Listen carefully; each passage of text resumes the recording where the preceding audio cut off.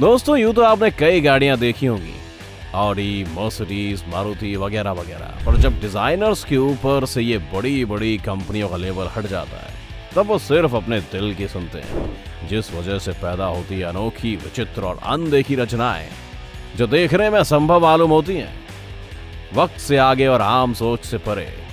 ऐसी ही कई गाड़ियां दुनिया भर की सड़कों में घूमकर लोगों को हैरान और परेशान कर रही हैं। और आज हम आपके लिए लेकर आए उन्हीं में से कुछ चुनिंदा और मजेदार गाड़ियां, जिन्हें देखकर सर चकराने लगेगा और कुछ लोग अपने बाल नोच लेंगे। तो शुरू करें।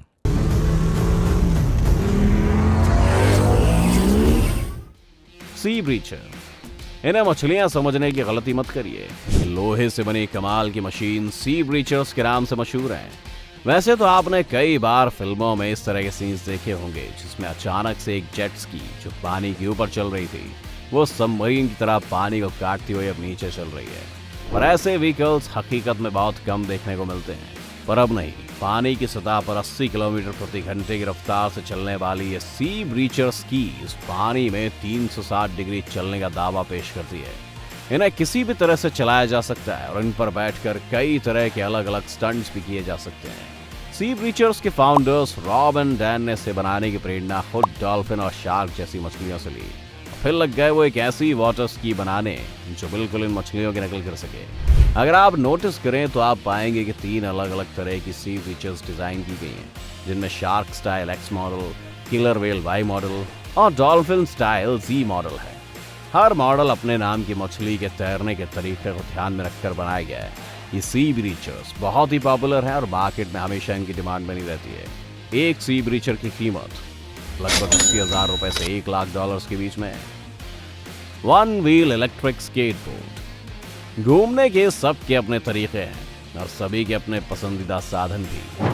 कुछ लोगों को इन फ्यूचरिस्टिक कार से कोई मतलब नहीं है, वो तो जाना चाहते हैं प्रकृति की गोद में उसके असली स्वरूप को महसूस करते हुए। उन्हीं में से कुछ लोग हैं जिन्होंने स्केट बोर्डिंग को चुना। टोनी हॉक के फेमस 900 के बाद स्केट बोर्डिंग एक साधन से बढ़कर एक जुनून बन चुकी है और इसी जुनून को एक कदम और आगे ले जाता है ये one wheel plus electric skateboard. ये बोर्ड पूरी तरह से ऑटोमेटिक है, जिसे आप अपने पैरों से ही कंट्रोल करते हैं। साथ ही अपने सेंसर्स की मदद से इसका ब्रेकिंग सिस्टम भी बहुत ही ज्यादा एफिशिएंट है। न सिर्फ खाली सड़कों पर, अगर आप चाहें तो इन्हें मुश्किल से मुश्किल जगहों पर भी चला सकते हैं। किसी भी तरह की सतह इसके लिए परेशानी नहीं बनती। आम स्केट बोर्ड के मुकाबले इसके कई और फायदे हैं, जिसमें से सबसे पहला है कंफर्ट। आप इसे चाहें जहां दौड़ाएं, आपके पैरों को कोई झटका महसूस नहीं होगा, जिससे चोट लगने का खतरा नहीं है। साथ ही इसकी 30 किलोमीटर प्रति घंटे की टॉप स्पीड आपको चुटकियों में कहीं भी पहुंचा सकती है। इसमें लगी मोटर्स को इतनी स्पीड तक ले जाने के लिए पूरी तरह से रीडिजाइन किया गया था और अब ये नई मोटर्स न सिर्फ तेज हैं पर बेहद ही शांत भी हैं। मोटर से बढ़ती गर्मी कंट्रोल करने के लिए भी नए रास्ते खोजे गए, जिसे फाउंडर काइली जॉक्सन ने बाद में पेटेंट भी करवा लिया। आपको क्या लगता है, क्या हमारे देश की सड़कों पर इसे चलाया जा सकता है? कमेंट्स में जरूर लिखिए। Renault Float. आपने कई बार हवा में उड़ने वाली गाड़ियां बनाने के दावे सुने होंगे। ज्यादातर इन कार्स को एक एयरप्लेन की नकल करने के लिए बनाया जाता है, पर रेनो द्वारा डेवलप की जा रही ये कार बाकी कार से बिल्कुल ही अलग है। इसे ना तो टेक ऑफ के लिए लंबी दौड़ लगानी है और ना ही किसी महंगे फ्यूल की जरूरत है। ये कॉन्सेप्ट रेनो के एक कंपटीशन से निकला था, जिसमें उन्होंने यूनिवर्सिटी में पढ़ रहे बच्चों को फ्यूचर की एक कार बनाने के लिए कहा था। उस कंपटीशन में यान चेन काई नाम के कॉलेज स्टूडेंट ने इस कार का डिजाइन सुझाया, जो कि बुलेट ट्रेन पर आधारित है। इसे मैग्नेटिक एनर्जी की मदद से चलाया जा सकता है, जैसा कि हाल ही में चर्चा में रहे एलॉन मस्क के हाइपर लूप कॉन्सेप्ट में भी था। इस कार के मार्केट में आने से पहले हम पर्यावरण को हो रहे भारी नुकसान को भी रोक सकते हैं, साथ ही कभी भी जमीन से ऊपर उठने का मजा ले सकते हैं। अगर इस तरह के डिजाइन सफल हो जाते हैं और क्वालिटी के पैमाने पर सही उतरते हैं, तो हो सकता है एक दिन हम मैग्नेट्स की सड़कों पर ये कार दौड़ाते हुए पाए जाएं। द ट्रांजिट एलिवेटेड बस। चाइना में इंट्रोड्यूस हुई ये टेक्नोलॉजी बेहद ही अनोखी और रचनात्मक है, जिसका एक टेस्ट भी पूरा किया जा चुका है। आइडिया ये था कि एक चौड़ी बस बनाई जाए, जिससे कि बाकी बसों की जरूरत कम पड़े और ट्रैफिक ना हो।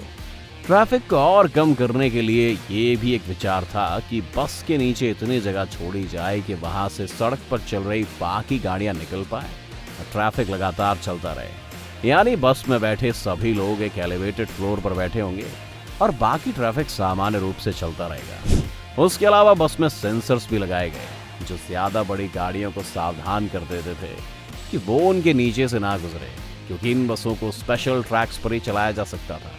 इसलिए चीन की सरकार ने सड़क के किनारे अलग से पटरियां भी बिछवाई। पर्यावरण के होने वाले नुकसान को कम करने के लिए इसे पूरी तरह से सोलर या इलेक्ट्रिक पावर के चलने के लिए विकसित किया गया था। साथ ही ये भी प्लान था कि ऐसी 4 बसों को एक साथ चलकर वो एक ट्रेन बना लेंगे और लोगों को बेहतर यातायात की सुविधाएं दे पाएंगे। एलिवेटेड बस स्टॉप से लेकर एडवांस सीटिंग सिस्टम सभी कुछ प्लान किया जा चुका था।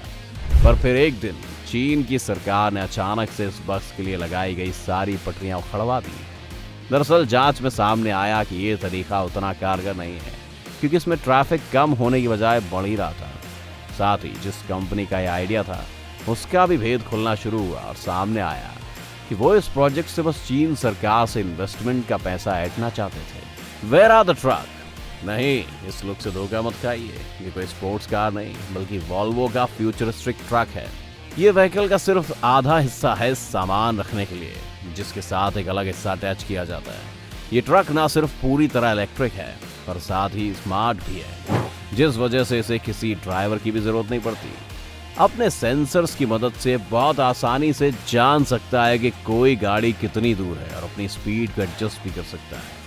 वेरा की मैक्सिमम स्पीड फिलहाल 40 किलोमीटर प्रति घंटा ही है, पर इससे छोटे रास्तों पर 32 टन तक का वजन ले जाया जा सकता है।